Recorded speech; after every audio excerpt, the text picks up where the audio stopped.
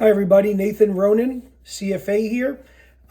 Taking a moment to help out my level 3 candidates and other candidates that are out there that are always worried about the level 3 essays. So I would like to give you all a tip on how not to answer an essay question.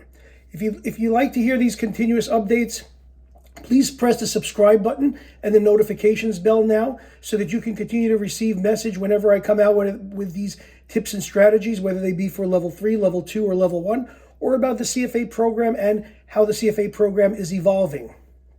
So let's get started here. Well, one of the daunting aspects of level 3 candidates is, how do I pass the essays? How do I give the graders what they're looking for when I don't even know who the grader is? Totally understandable. You're in the same boat as everybody else. If you're a retaker, then you obviously are not giving the graders what they want when you're producing the essays, even though you might think that you know the answer. Many times I get phone calls, emails, text messages. I have Zoom sessions with candidates, and it's many times the same thing. Hey, Nathan, I took the level 3 exam.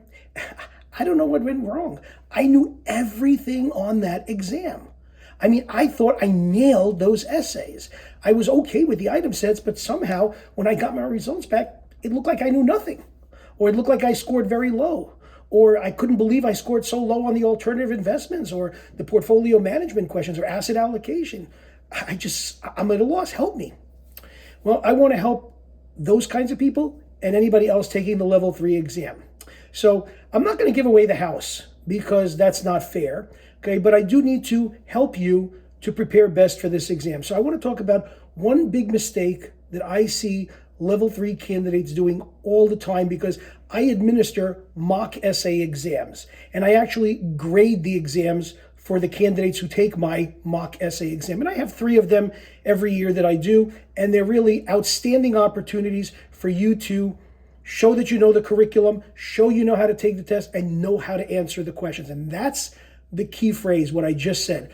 Know how to answer the questions, how to provide the appropriate amount of depth and knowledge to show the grader that, hey, you deserve all the points. Not, oh, I read the CFA curriculum or I read some prep provider's books. No, that's not what they're looking for. So let me give you typical example of something that I see people do every year on my mock exams for many, many years, because I've been teaching for 27 years, and I don't know why they do it, but they just do.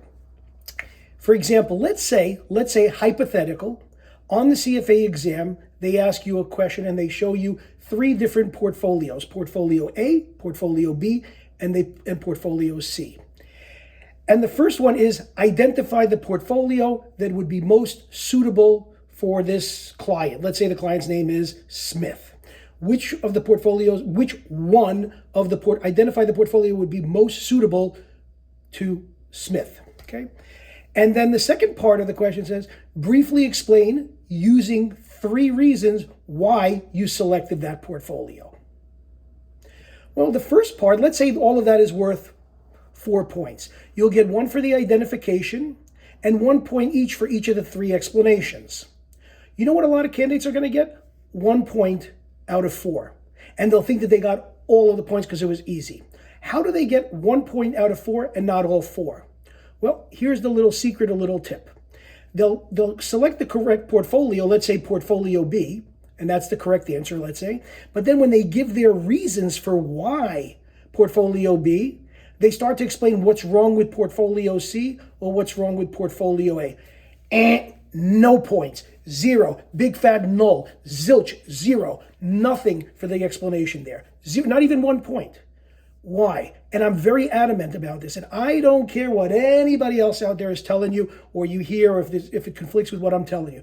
I'm telling you the truth here. You will get nothing for that because you did not answer the question. They did not ask you to tell them what's wrong with C and A, and telling them what's wrong with C and A doesn't necessarily indicate why B is correct. You need to tell them which portfolio is correct, B, and then why B is correct, not why A and C are wrong. Okay? Now that may seem to you on a flip shot to be more or less the same. It's not. Imagine you're a portfolio manager and you're selecting among securities for your client's portfolio. And the client says to you, hey, Joe, why did you select this stock, stock A, and you didn't select stock B and C that we were looking at? Well, I selected stock A, you're right, because let me tell you about C. C, I didn't really like the industry, and I really didn't like the way the company's earnings were for the last 4 quarters. When I looked at B, I saw a much smaller company. I didn't think it has as much potential, so I selected A. But then I would say to them, what's right with A? Why was A the correct answer? What did you like about A? Well, let me tell you about C again, and you still haven't answered the client's question. You haven't told them what's great about A or why stock A is the right stock. Same thing on the exam.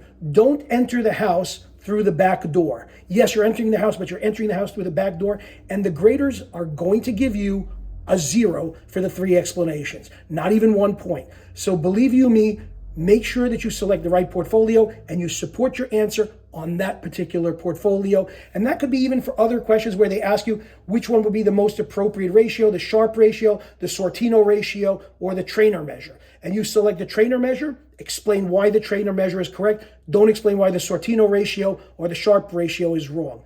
That is one of the most valuable tips you can have. And if you did that on the 2022 or 2023, you're going to do that on a 2024 exam, expect to get a fat 0 if you go about it the other way. Okay, and if you did that on the most recent exam, don't be surprised when you look at your scores and you see that your essays were in that area low. So again, be careful with how you answer the essays, and that's the tip for today.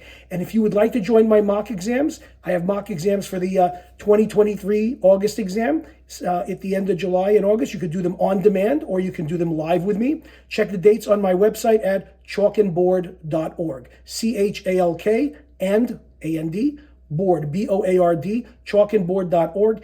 Every essay includes my personal grading and feedback so that you don't make this kind of mistake on your exam.